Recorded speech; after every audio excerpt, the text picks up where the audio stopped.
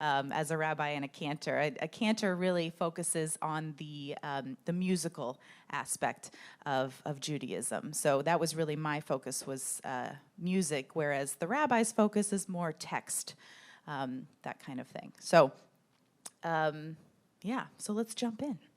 So, Judaism. What is Judaism? Oh my goodness, it's an Abrahamic religion, right? So it is very well connected to both Islam and Christianity. So if we get, I'm using the handy dandy clicker here, hopefully. Oh, I got to turn it on. It is on. Maybe we'll get. Did I push the right button?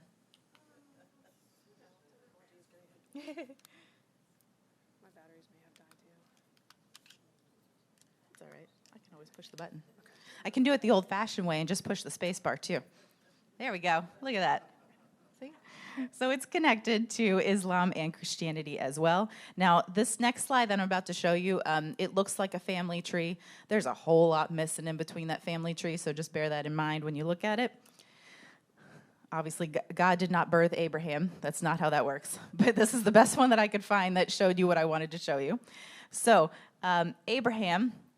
right? Abraham with Hagar had Ishmael, and Abraham with Sarah had Isaac.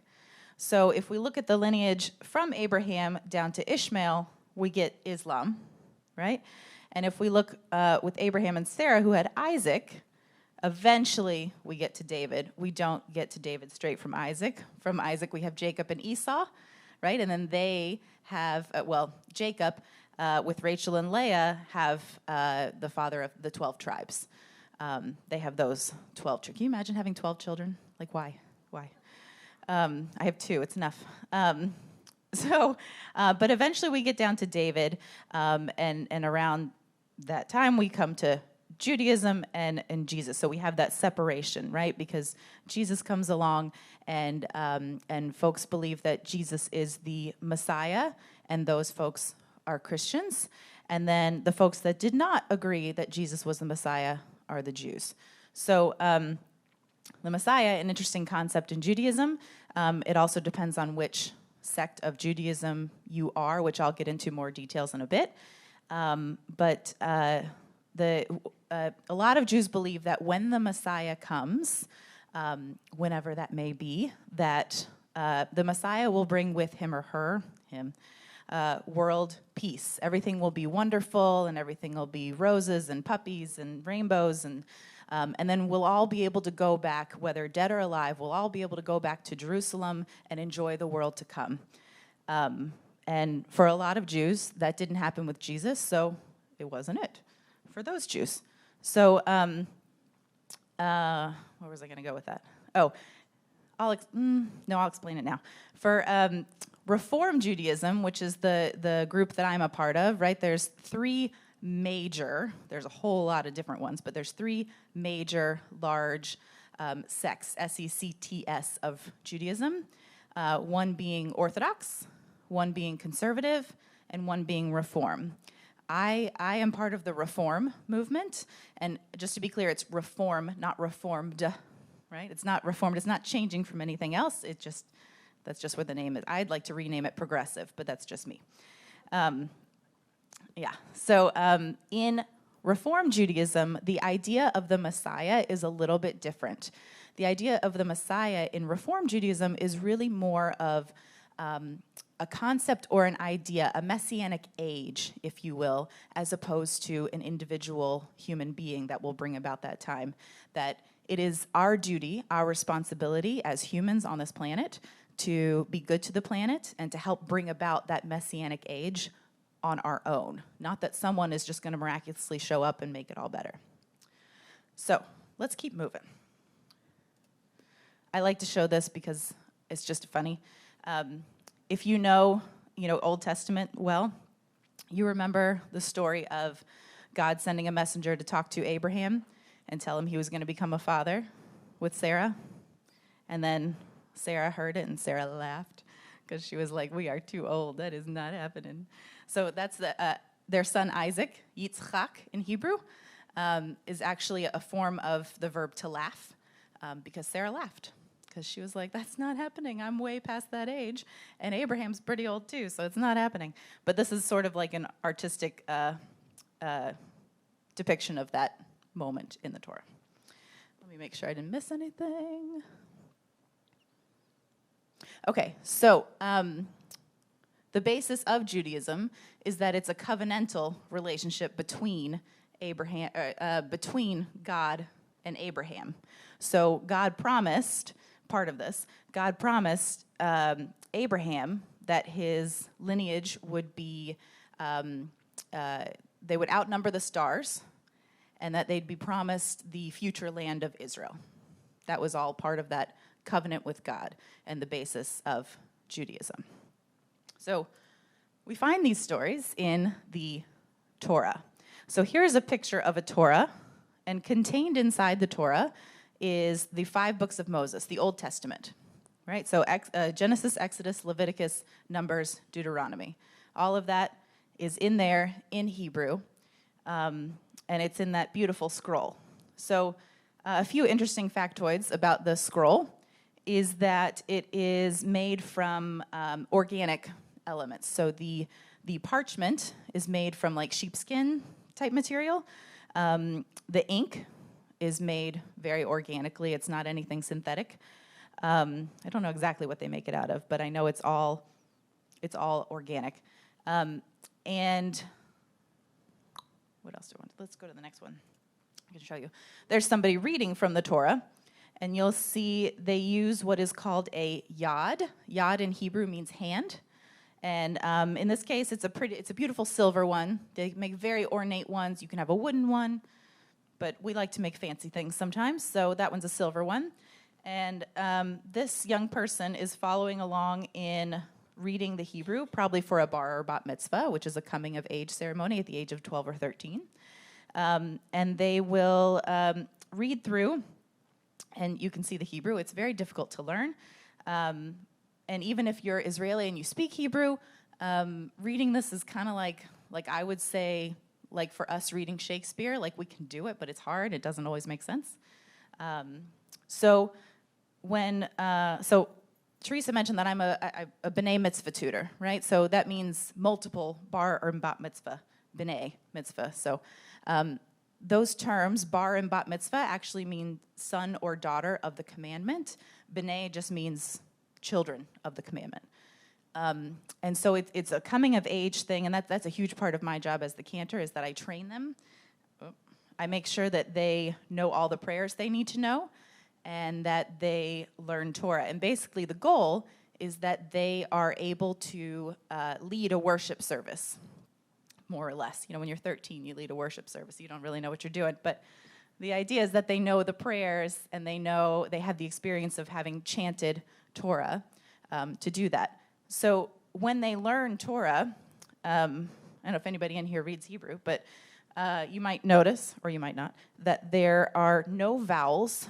It is literally just consonants in the whole Torah. It's fun.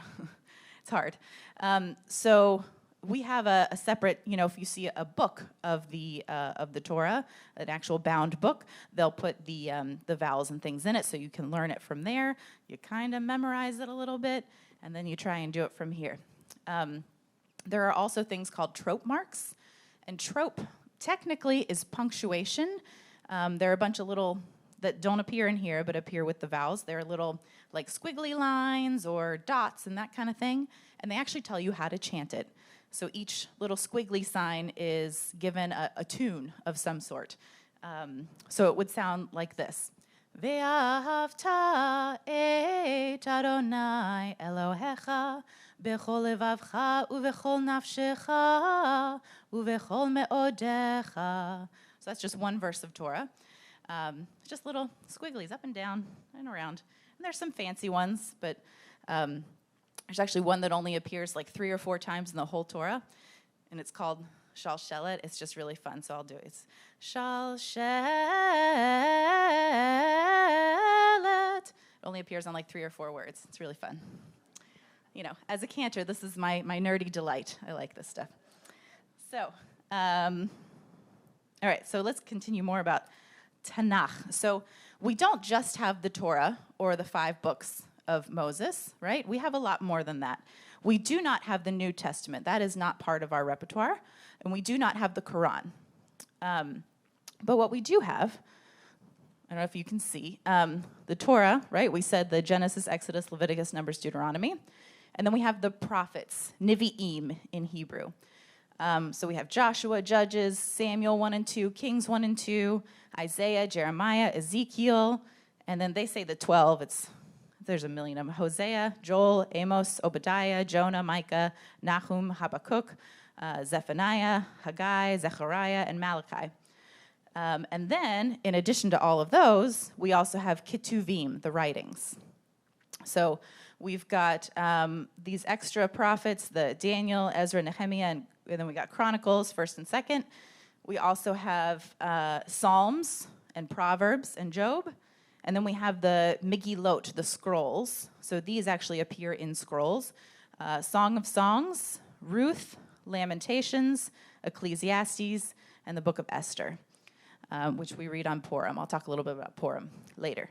But all of those, make up what we call the Tanakh. Tanakh. So it's actually an acronym, T-N-Ch. So T for Torah, N for Nevi'im, the prophets, and Ch or K for Ketuvim, the writings. So all that together make up our Holy Scriptures. Now we do have a lot more in addition to that, and I thought I did put a page. So we have a whole lot of book of laws. Judaism, sometimes to its detriment, is all about laws, lots of laws. In fact, in the Torah, there are 613 commandments, laws. So we like to, a pomegranate is a very special symbol in Judaism because there are 613 seeds in a pomegranate. Did you know that? I've never counted. I don't know. That's just what they say. But anyway, we have lots and lots of extra laws. So there are lots of extra books. There's the Mishnah. There's the Talmud. There's Pirkei Avot. I'm sure there's more, but like I said, the rabbis study the text. We don't study the text. We study the music. So we did a little bit of text, not enough. But here's a page of Talmud. So imagine like a book that is bigger than any book you want to read. And every single page looks like this. Yeah. The Talmud is really it's a book of discussion. So every page looks like this, and what they do is they point out a problem or a law that's already in existence, an issue that comes up, and it's right there in the middle. And then what happens afterwards is everything around the outside is what all these old rabbis had to say about it. So a lot of times they disagree with one another, right? So you'll see they give us some dates on this one. This is, let's see. So Mishnaic text, old text, who knows?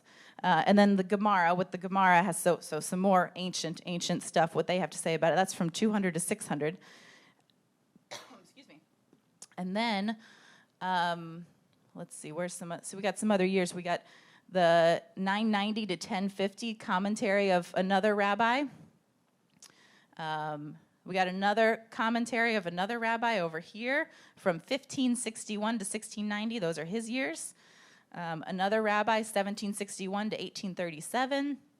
They just keep going. And a lot of times they will contradict each other. They will say, I agree with what this person had to say. So here's an example. For Hanukkah, right, you're supposed to light 8 candles, yes? So, and I'll talk more about Hanukkah later, but there are discussions about how to light those candles. It's not good enough to just light them, right? You're going to light them right to left? Are you going to light the newest one? Are you going to take one down every night? Are you going to add a new one? I don't know why we need to make it this complicated, but we do. So I got a tickle, sorry.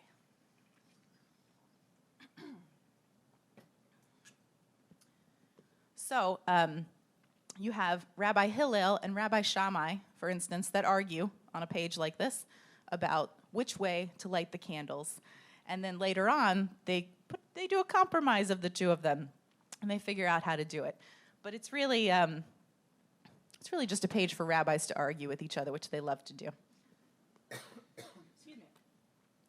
So there's also one of my favorite texts to look at is Midrash. And Midrash is something very special where, if you go back and you read the stories in the Bible, you think to yourself, aren't they missing a whole chunk right there? Like, shouldn't there be something there? And Midrash is what a lot of people have made up the stories to fill in the gaps.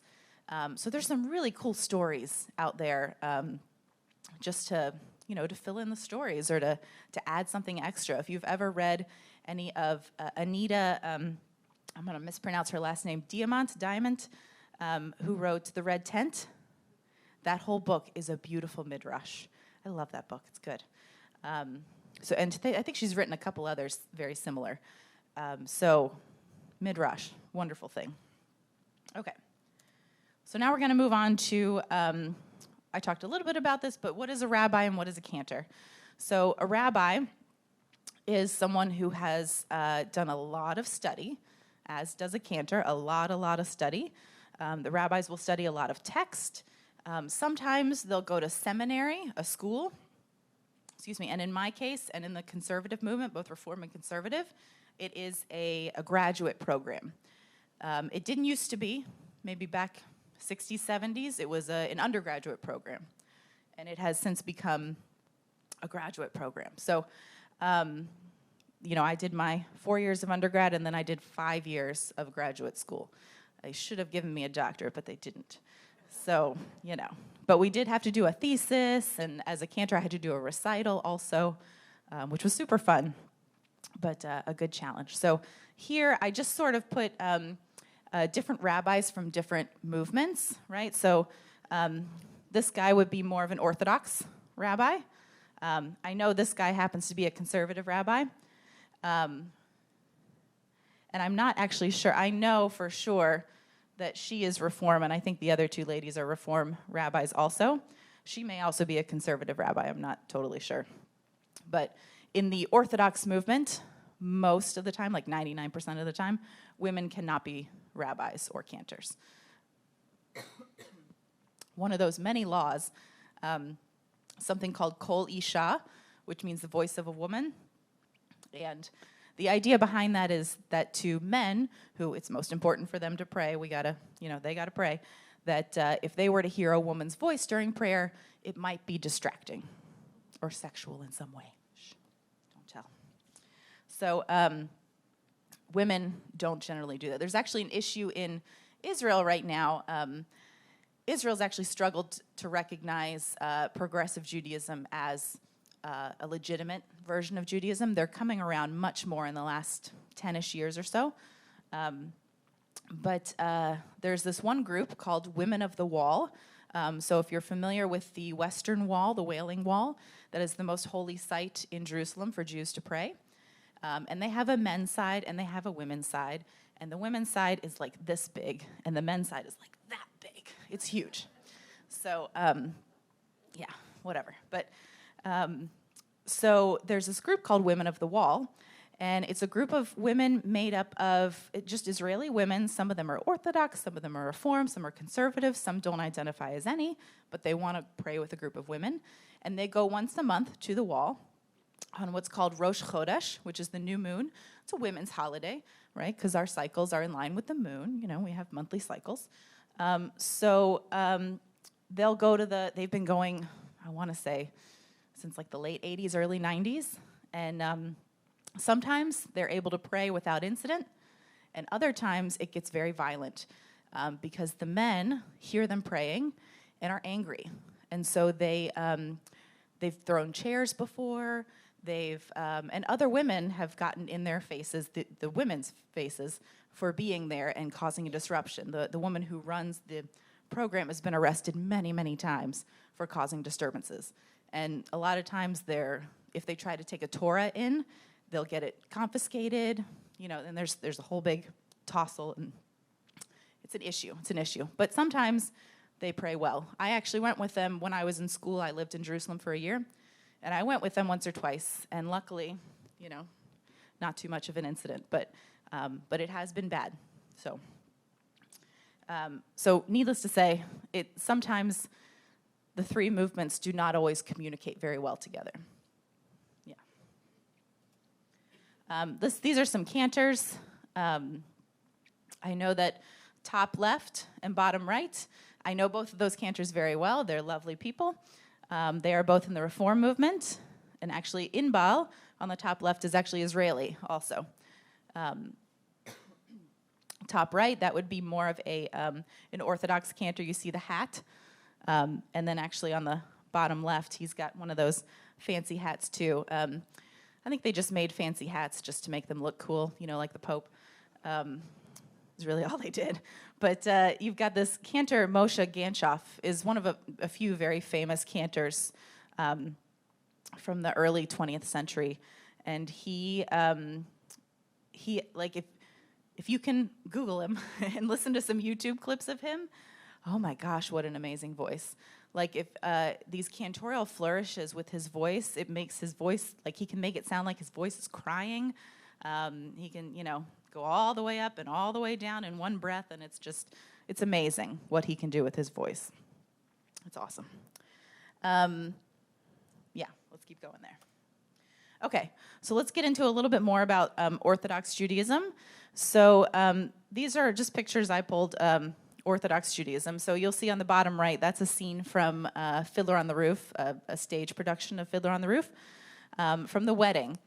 And so a big part of practice in Orthodox Judaism is that men and women often do things separately. Again, it goes back to that, distraction, and women have a role and men have a role, and that's just culturally how it's always been. Women also cover their heads once they're married as a form of modesty. Some will just use actual wrappings, and some use wigs. So it depends on the, whatever. And I had to Google, I had to look up, why do Orthodox women use wigs to cover their hair if the wig looks better than the actual hair for modesty? It doesn't quite work. It's she answered the question, but not quite. So it's really just, they're just covering the hair for modesty. It's just a signal to other people that they are not available to anyone else. They are their husbands. It's just the social norm. That's all I'm going to say about that. But you will see that the men are praying, right? And some of what they're wearing. So you've got this shawl here and here. That is called a talit, a talis prayer shawl. And a lot of Jews will wear those while they're praying. Some Orthodox Jews wear them, maybe smaller versions, but they wear them all the time. Men would usually wear those. In conservative and Reform Judaism, women wear them as well. But the other things that they have on their heads are called tefillin, or phylacteries, tefillin. So inside the little box, they got one on their head and one on their left arm. Inside the box is a prayer that comes from the Torah. It's sort of the watchword of our faith. It has the Shema. So it says, Shema Yisrael, Adonai Eloheinu, Adonai Echad. Hear, O Israel, the Lord is our God, the Lord is one. And then it has the paragraph that comes after it in the Torah, that whole paragraph about how, it's basically saying God gave us rules and laws to live by, so we should show our love to God. So it's that, and also the talit, which has little fringes at the bottom. Side note about the fringes. They've got little knots. You can't see it in here, but you can see the little fringes hanging down. If you count the number of knots in those, you'll get 613. So it is just supposed to be a constant reminder on your head, on your arm, on your body, just to remember those commandments and to abide by them. That's just all it is. It's just a physical reminder to follow the rules and love God and be a good person. Be what we call in Judaism a mensch. A mensch is a Yiddish word. Just a really good person is a mensch. What else did I want to add to that? So the Orthodox do, as I mentioned, strictly adhere to the halacha, or the laws. So some of the examples of the halakha, some of the rules are keeping kosher, right? So keeping kosher in Judaism means eating, not mixing milk and meat, only eating meat that has been appropriately attained, I guess I will say, slaughtered, and also not eating shellfish, any of those things. So, and another example is following the Sabbath, observing the Sabbath, Shabbat, which starts Friday evenings at sundown and ends Saturday evening at sundown. So Orthodox Jews will walk to synagogue on Shabbat. They will not drive a car. You cannot do any work on Shabbat, meaning you can't even push a button. Like, you can't even turn an electricity light on and off. Not allowed. It's work. I've heard of people pre-cutting their toilet paper, so you don't have to do that. Obviously, no shopping, no exchange of money. There's actually, if you stay in a hotel in Israel, mostly in Jerusalem, over Shabbat, then the elevators, you'll have at least one Shabbat elevator that will stop on every single floor, so you don't have to push any buttons. So, try to make it easy for you. Cool. All right. I think that's good there. Conservative Judaism. So conservative Judaism, I would also put in the progressive category. Progressive Judaism allows women to read Torah, allows women to become rabbis and cantors. Actually, the first woman rabbi in the U.S. to become a cantor was in the conservative movement. Sally Priesand is her name. And that was only in the 70s. So it's pretty recent. So here we see some conservative Jews, right? Men and women all mixed together, praying at the wall. But they also actually use a lot more often. They'll use the talit and the tefillin, the prayer or the phylactery. They almost all have some head covering of some sort. Again, that's just another one of those physical reminders that God is above us, God is around us. Just a physical reminder to do all those things. Over there, that's just a women's group that they have. Both conservative and reform movements have women's groups and men's groups, not because they have separate roles to play. Sometimes it plays out that way, but mostly because of the camaraderie, just because it's nice. But I kept, at the bottom there, these little kosher symbols, because a lot of times, a conservative Jew may be okay driving on Shabbat. They might not live close to the synagogue. But a lot of conservative Jews will say, I need to keep kosher. I need to do the laws that make sense to me, that make me feel Jewish. And so if you're looking, shopping at the grocery store, you can see usually the bottom, the U and the K are the ones that you'll see most often. And you'll see that the K is for kosher, and the U means parv. And parv is a term that means it's neither dairy nor meat. So you can eat it with a meat meal or a dairy meal, right? Because if we're not mixing meat and dairy, one meal, either meat or dairy, not both, right? Cool. Okay, did I miss anything? No, I think I did that. Okay. Okay, good. All right, Reform Judaism. This is the one I know the most about. Oh, by the way, in town, I don't know of an Orthodox community in Roanoke, but there is a conservative community, Beth Israel Synagogue, and there is the Reform community at Temple Emmanuel. So here you'll see, this is very typical Reform looking. The girl on the top left, it's most likely her bat mitzvah in this picture, so she is carrying the Torah. That's the Torah all dressed up in its fancy dress. She's carrying the Torah around the congregation so everybody can see it, and she'll probably read from it as part of her bat mitzvah. And then the top right is a wedding. You see the officiant and the groom are wearing a talit. Nobody else is. It's not really a prayer event, so most people are not wearing talit. In Reform Judaism, a lot of Jews do not wear a talit on a daily basis. Some decide to wear it during prayer. Some say, I don't need that to feel Jewish. And that is completely up to the individual in Reform Judaism. And he's about to smash the glass. You guys ever seen that in movies where they smash the glass? There's lots of reasoning behind that. That's one of the good ones. It's sort of like, what's the one they use? If like the destruction of the temple, I think is one of the ones that they compare it to. We don't need to get into that. We're not going to get into that. It's too much. But the bottom two pictures are also very representative of Reform Judaism, because Reform Judaism likes to do a lot more work out in the world. So a lot of Reform Jews are very passionate about social justice issues. You'll see in the bottom left, it's a gay pride flag with a Jewish star on it. Reform Jews, and mostly conservative congregations as well, are very accepting of the LGBTQ plus community. It's not a problem. In the Orthodox community, it probably depends on the community, but not so much as far as the welcoming goes. The bottom right, that's the Religious Action Center, is what that sign says.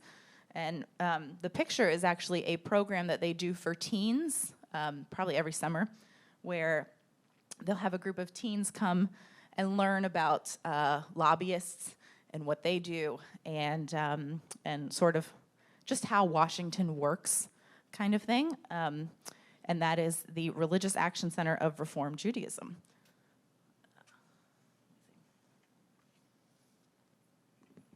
So again, it's that idea of the Messianic age, that we have to work to bring about the Messianic age, that we're the ones who are going to do the work. No one magical is going to show up and bring it for us. And so as far as the halakha, the rules, the laws go for Reform Judaism, again, it's educational choice. The laws that make you feel Jewish, if you want to follow them, go ahead. But just remember, there's animal sacrifice laws in the Torah too. We don't follow those. So it's kind of, a lot of Reform Jews have kind of left those rules by the wayside in favor of spirituality and ritual. That the active rituals, celebrating holidays, going to services, those are the things that make them feel Jewish. Doing these kinds of things, rallies, that's what makes them feel Jewish. And that's the whole goal of Reform Judaism, is really lifelong learning and doing what you need to do to make you feel Jewish. Reform Judaism is also probably the most accepting of interfaith families. So a lot of times we'll have, B'nai Mitzvah kids, Bar and Bat Mitzvah kids whose parents, one is Jewish and one is not. And that's totally fine.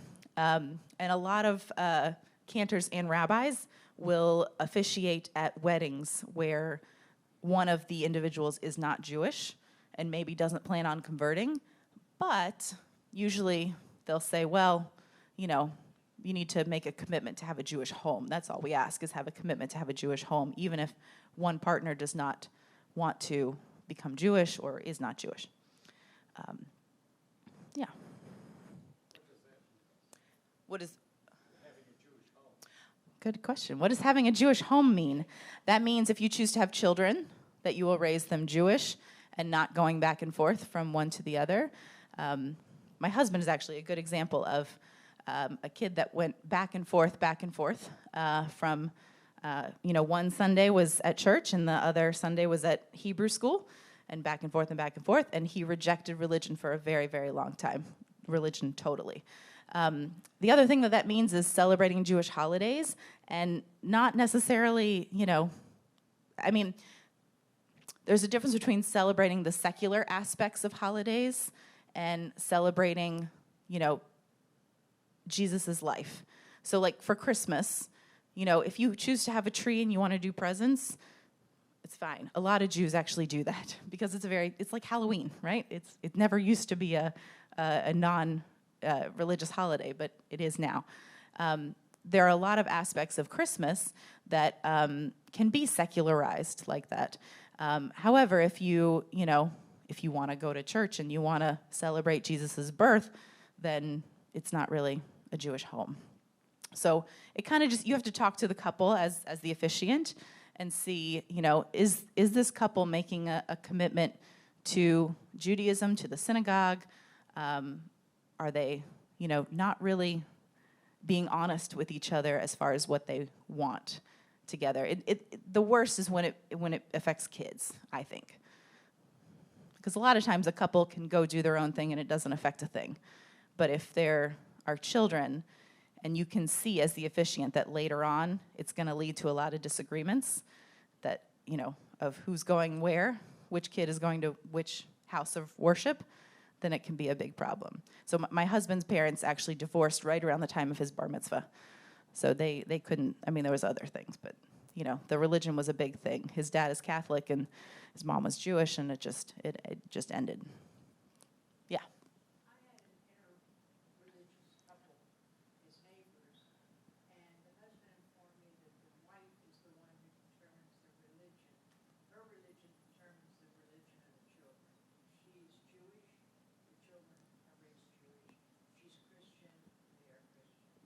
In Judaism, there is the idea of matrilineal descent, and that only comes from the fact that you could be sure where those kids came from mother-wise as opposed to father-wise.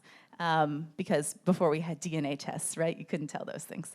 So that is an idea, actually, that makes it difficult in Israel if you have a Reform conversion, because Reform rabbis and cantors don't care in your conversion or whether or not it was your mother who was Jewish or your father was Jewish. If you're Jewish, you're Jewish. If you say you're Jewish, you're Jewish. If you want to convert to Judaism, great, let's convert to Judaism. But the idea of the matrilineal descent comes into play in Israel as far as wanting to become a citizen of Israel or wanting to get married in Israel. There's a chief rabbi there who's Orthodox who will want to be sure that all those T's are crossed and the I's are dotted. And so your conversion may be rejected if you're converted by a Reform rabbi in the U.S., or you say you're Jewish, but you can't prove that your mother was Jewish. It's unfortunately a thing. But yeah. So let's keep going on from there. I mentioned a little bit about the destruction of the temple. I'm only going to mention that briefly because it just gets too much. But you've got King David, right? You got the Star of David from him. His son Solomon, who built the first holy temple in Jerusalem. It was destroyed in 5-something, I can't remember the exact date, 5-something BCE by the Babylonians, in fact. And then second temple was rebuilt. And King Herod did a lot of the fancy work here in the rebuilding. But it was destroyed in 70 CE by the Roman Empire. And so this was the place back at that time that Jews would take their sacrifices, their offerings, and this was sort of prayer for Jews. It looks very different today, obviously, than it did then, because the word for prayer, well, there's a couple words. There's the word avodah in Hebrew, which literally means work. And so avodah is what you did here, but avodah has sort of a double meaning of prayer as well, simply because in these temple times, your prayer was your offering, was your work to give to God, right? So you take your offering here, whether it be grain, animal, whatever you had to give, you would come there. And there was also the 3 pilgrimage festivals where everyone, 3 times a year would make the pilgrimage to the temple to celebrate the holidays. And they're like harvest festivals too. So obviously you'd bring your harvest as part of your pilgrimage and your donation. And we'll get into those. So main beliefs of Judaism, there's a lot. Obviously, there's a lot of rules. I said it's very rule heavy. But as far as beliefs go, monotheistic, one God, right? There's no plurality, no, it'll depend on what Jew you talk to, but, God could look like many different things to Jews. To some, it could be that big daddy in the sky, who controls everything. To others, it could just be a strong force that started off creation and nothing more, or anything in between. There have been a lot of great historical thinkers, Jewish thinkers, who have given forth lots of ideas about what God could be. I worked with a rabbi once who said that he preferred calling God the guiding spirit of the universe. That's nice. I don't know. Depends. But one God. That's it. It's interesting when you get into the idea of creation, too. Did God actually create everything intentionally? Or was God just the one that set off that boom and then everything like dominoes? I don't know. We don't claim to know. We just like to explore the ideas. Another idea this is Hebrew. It says, B'Tselem Elohim, and it means in the image of God. So this appears in the very first couple of chapters, maybe, of Genesis. B'Tselem Elohim, in the image of God. Judaism believes that all human beings are created in the image of God, meaning that all of us have that divinity within us. So as a result, we have a few rules, why not? Pikuach nefesh is one. Pikuach nefesh is the idea of saving a life, that the idea of saving a life is the most important thing you can do. If you are faced with, a life or death situation, you have to try and preserve life. That's what you do. Another thing is tzedakah. Tzedakah is literally righteousness, but we sort of refer to it in progressive Judaism as like like giving, like charity, giving to people who are in need, tzedakah. So it's customary for people to give a little bit of spare change, whatever they can, into a little tzedakah box that we'll put right outside of the sanctuary, so that when you come for services on Friday night before Shabbat has begun, so you can still deal with money, that you put your spare change into that tzedakah box. And then later on in the week, they'll take the tzedakah box and give it to a charity, give it to, something. I know at our temple we've also had a group of people that, the Social Action Committee, they were for a while collecting a lot of clothes and school supplies and a lot of those things to donate to people in the area in need. So tzedakah, a big thing for Jews. Also, tikkun olam. Tikkun olam is another big thing. It's called repairing the world. Tikkun olam. So again, it goes hand in hand with that messianic age, that it is our duty to help repair the world in whatever way it needs to be repaired, whether that's through social action in the government, or that's through the environment, or that's just making your own community nicer, better, being nice to people. It's all tikkun olam. So it's B'Tselem Elohim, in the image of God. And another thing we all agree on is that Moses was a great prophet. Very important prophet, probably one of the most important prophets. You like my Charlton Heston up there? Yes. My husband and I watch that movie every single Passover without fail, even if my kids hate it. We love it. So over there on the far right, you'll see his sister Miriam watching him in the basket to make sure that he gets to the Pharaoh's daughter, okay?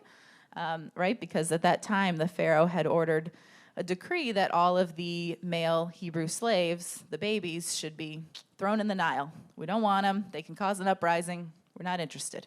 So Miriam helped guide him so that he'd be saved in the basket on the water. And then below, you see Moses with his 10 commandments, right? He went up Mount Sinai, he got the 10 commandments, and then he saw that all of the people were being stupid with their golden calf, and he threw it, and he got angry, and whatever. And went up and got more. What's great about Moses is that he was not a perfect person by any stretch. He had a lot of challenges. It said he had a speech impediment. He used his brother Aaron to talk for him a lot. He got angry easily. The people were all complaining, kvetching. In Yiddish, we like to say kvetching. They were all complaining. They said, we're tired, we're hungry, I don't want to eat all this again. It's like having a 2-year-old with you all the time. So, but like a bunch of them, like 100 of them. So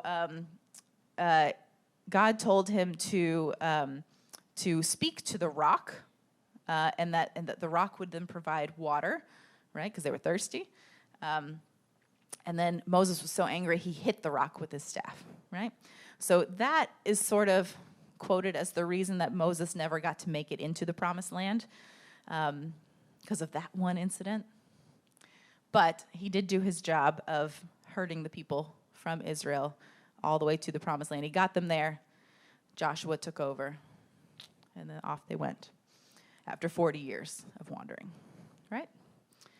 But yeah, all Jews can agree that Moses was a very, very important prophet. In fact, when he lived to be 120 years old, I'm not sure that time in the Bible was really the same as it is now.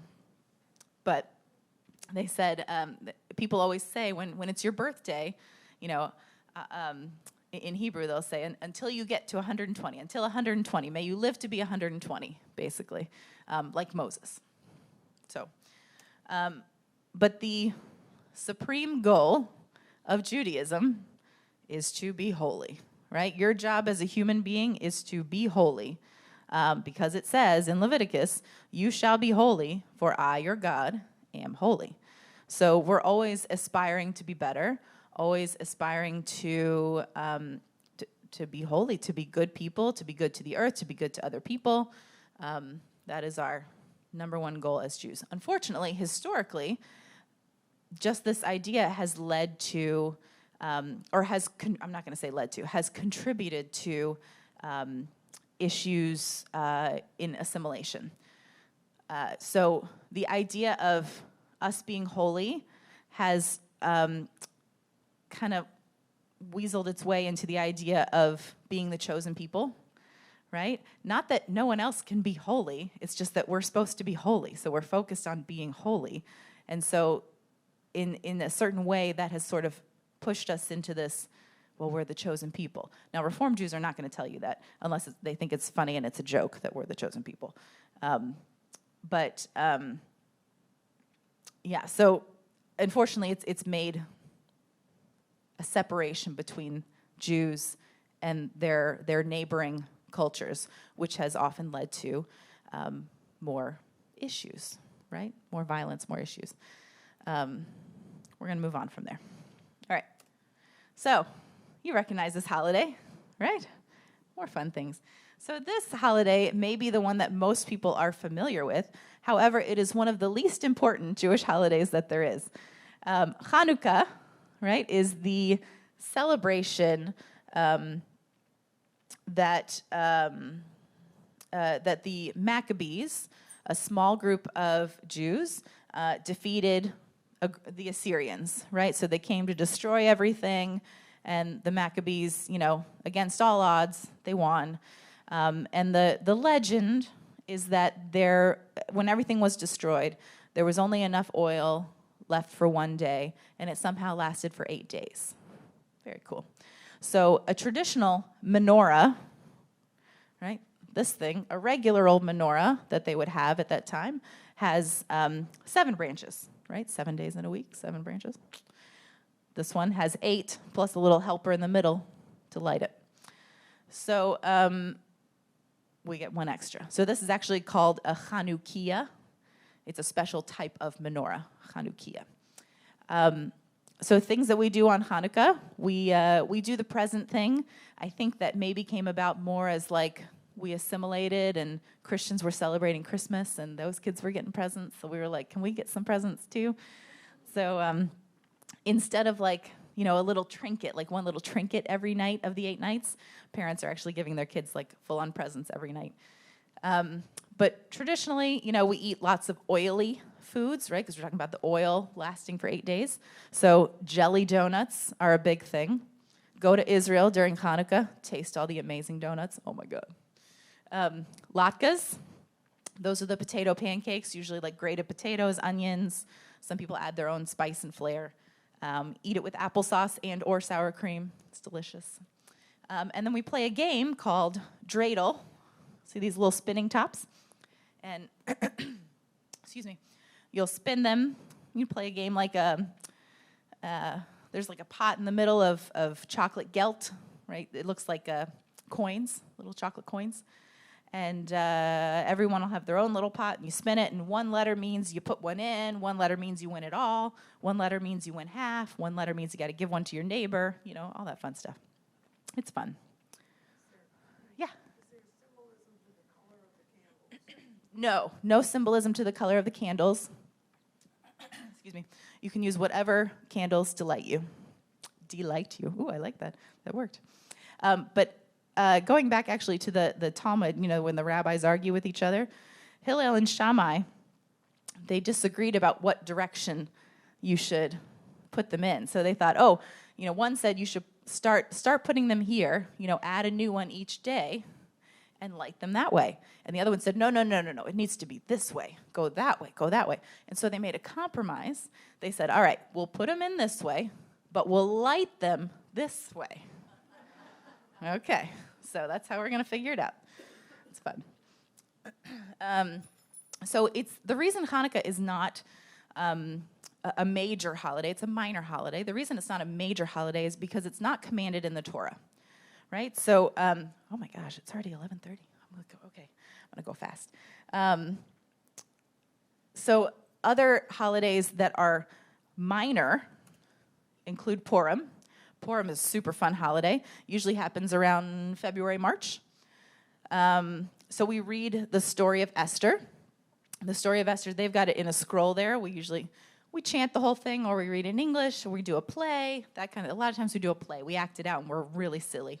Purim is the holiday where we recall Esther's bravery, right? So it was in Persia. I don't know how many years ago, but it was in Persia.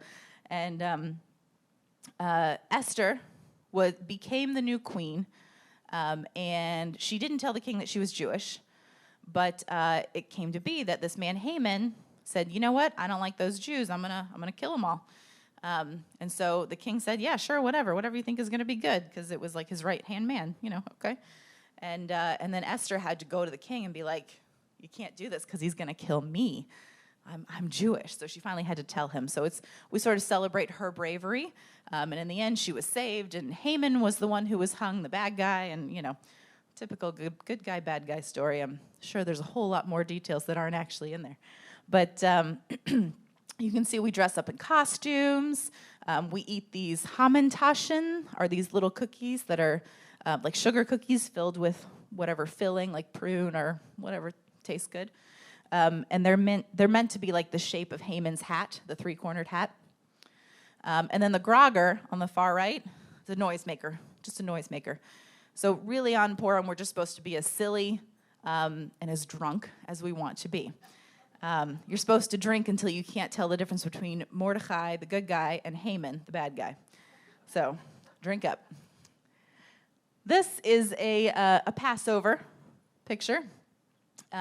Passover is a major holiday. It's one of those 3 pilgrimage festivals, and it celebrates the deliverance of the Hebrew slaves from slavery out of Egypt, and that's the main point. So there you see there's the Seder plate, as well as the Haggadah, the book. So the Seder plate has all kinds of different symbols on it that symbolize different things, just so that we can retell the story of how we were freed from slaves in Egypt. And people follow along with the Haggadah, the book that has prayers. It also has the story in it. And there's a big old meal. Just eat a lot. We eat a lot as Jews, a lot, until the days that we fast, and then we don't eat. Another big holiday, Rosh Hashanah. That's the Jewish New Year. That's coming up at the end of September this year.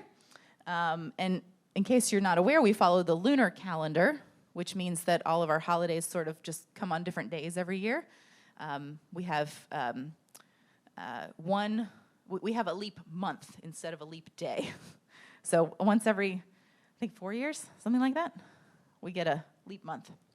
But anyway, Rosh Hashanah, Jewish New Year. We eat apples and honey to wish each other a sweet, sweet New Year. We blow the shofar, a ram's horn, which is just sort of like a traditional, call to worship kind of thing. And we're in synagogue a good chunk of the day, just worshiping. It's just what we do. Same thing for Kol Nidre, for Yom Kippur. You might recognize from the jazz singer up there in the top right. I don't know if you've ever seen that movie. But that's just the famous scene where he's singing Kol Nidre, that prayer. And that prayer, Kol Nidre, is actually in Aramaic. It's not in Hebrew. And it basically asks God to forgive us of any promises we made that we did not fulfill. So if we made a vow or a promise that we did not fulfill, please forgive us. Yom Kippur, we fast all day. We wear, traditional Jews will wear what they're going to be buried in, which is a white shroud. A lot of progressive Jews will just wear white. As a sort of a symbol of, if I did so wrong that I'm going to my death, I'm going, and I'm going to do my best to atone.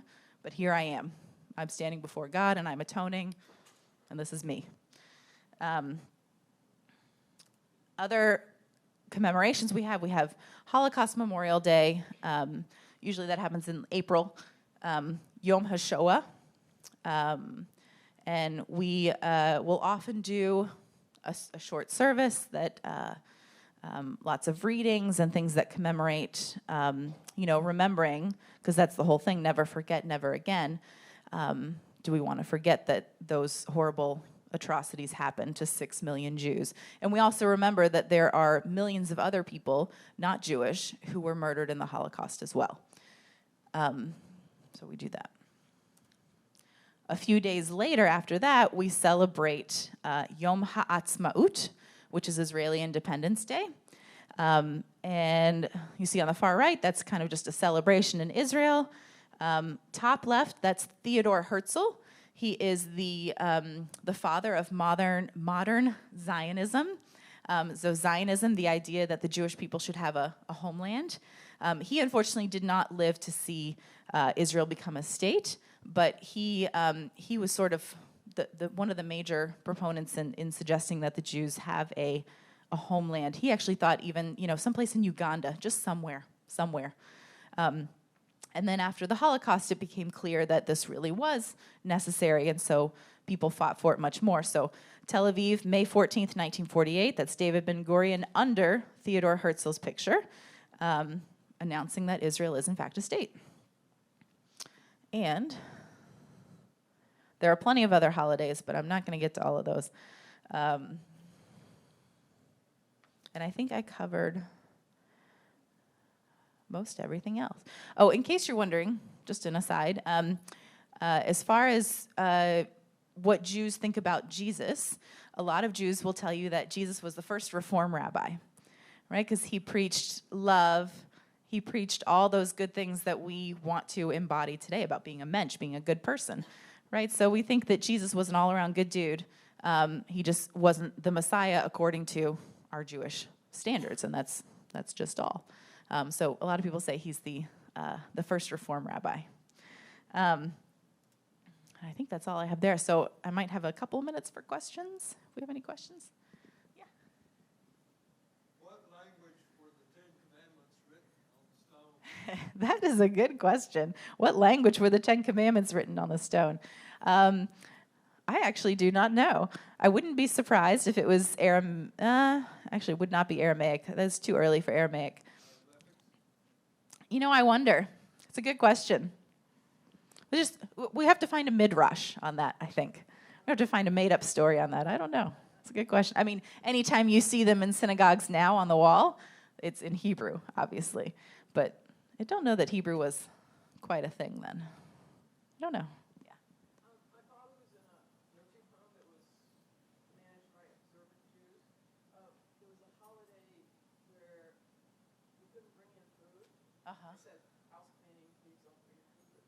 There was a lot, something about cleaning. Yeah, so that cleaning would have been pre-Passover, right? So on Passover, you're not supposed to have any chametz, any bread products, so no wheat, oats, barley, spelt. There's two more I can't remember. Clearly, I don't observe all the laws exactly.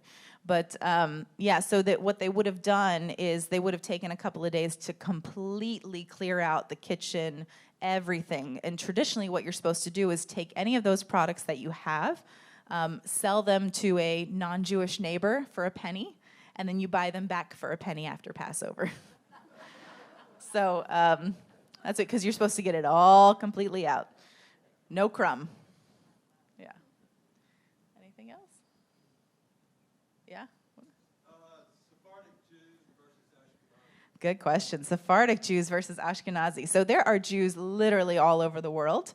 There are Jews in India, there are Jews in Uganda, there are Jews in Israel, there are Jews in Yemen, there are Jews everywhere. So Ashkenazi Jews is typically what most Americans are familiar with. Ashkenazi Jews come from Russia, German, Eastern Europe, and mostly because of the Holocaust, they've a lot have immigrated here, and before the Holocaust, a lot have immigrated here. So that's what we get exposed to, is Jews from that area. But Sephardi Jews are those who can trace their roots to like Spain and Portugal, Morocco. So a lot of Jews are in that area and in the Middle East. And those are Sephardi Jews. And they do have a lot of different practices just from being separate from each other for so many years. In formative years. So there's a lot of different traditions, particularly in the holiday of Passover, because the holiday of Passover is not like a set, we read these prayers kind of thing. Passover has kind of been a free-for-all for a lot of years. So a lot of those Jews have lots of different tunes, definitely lots of different melodies for their prayers, and have a lot of different customs. And then there's Jews everywhere else.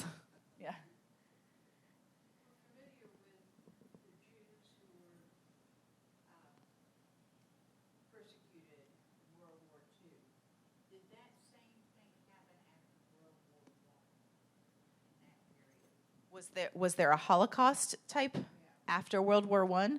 I'm sure there was lots of persecution. I mean, you get the pogroms in like Russia, Poland, and those were really a lot of isolated events. They were, in other words, people were not being rounded up and put into camps, but groups of individuals were coming and attacking Jews in their communities and destroying. So you saw that in Fiddler on the Roof. Right, that kind of thing. Because isn't there a large influx in between World War I and World War II? Yes, there's definitely lots of discrimination, lots of little individual events like that.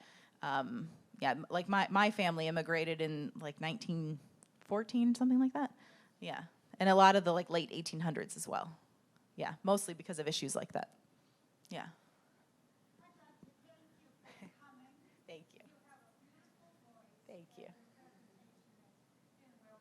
Thank you. Thank you. Yes. In history, was it the Spanish Inquisition that was against the Jews? Yes. That definitely. So that's where you get a lot of the Spanish Inquisition. That's where you get a lot of the Sephardi Jews that can trace their lineage, or maybe not, to Spain and Portugal, where they would have left and gone to places like Morocco and other parts of the Middle East, like back to Israel-ish.